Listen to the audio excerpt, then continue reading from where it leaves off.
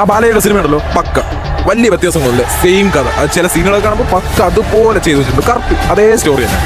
VFX ഇടയ്ക്കിടയ്ക്ക് കുറച്ച് cringe അടിക്കുന്നുണ്ട് ഇടയ്ക്കിടയ്ക്കൊക്കെ. പിന്നെ സീനിൻ്റെയും ചെറിയ ചെറിയ ക്രിഞ്ചുകളുണ്ട് കേട്ടോ അങ്ങോട്ട്.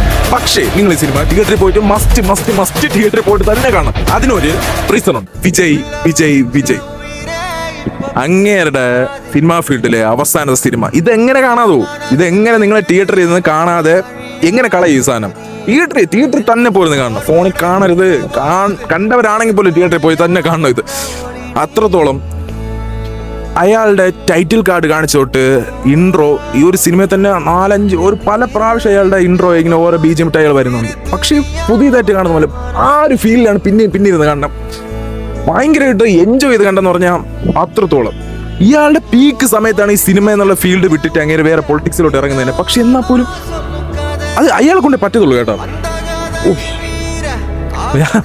വേറെ പറയാൻ ഒന്നുമില്ല. അയാൾ വേറെ ലെജൻഡ് ആണെന്നേ ഞാൻ പറയത്തുള്ളൂ.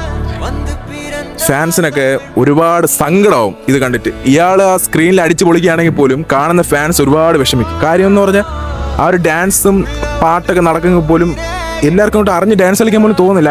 ആരും ഭയങ്കരമായിട്ട് കൈയടിക്കുന്ന പോലില്ല. സത്യം പറഞ്ഞാൽ ഇത് ഈ ഒരു സിനിമയോടുകൂടി തീരെയാണല്ലോ, ഈ ഒരു ഔറ അല്ലെങ്കിൽ ഈ ഒരു എറ അങ്ങോട്ട് തീരാണല്ലോ എന്ന രീതിയിൽ അങ്ങോട്ട് കണ്ണ് പറഞ്ഞാൽ ആരും കണ്ണുപോലെ അടയ്ക്കാതെ ഇങ്ങനെ നോക്കിക്കൊണ്ടിരിക്കുന്നത് തന്നെ. സോ തീർച്ചയായിട്ടും ഇതൊരു ഹിസ്റ്റോറിക്കൽ മൂവ്മെന്റ് എന്ന് ഞാൻ വേണമെങ്കിൽ പറയും. തീർച്ചയായിട്ടും തിയേറ്ററിൽ പോയി കാണുക. ജനനായകൻ.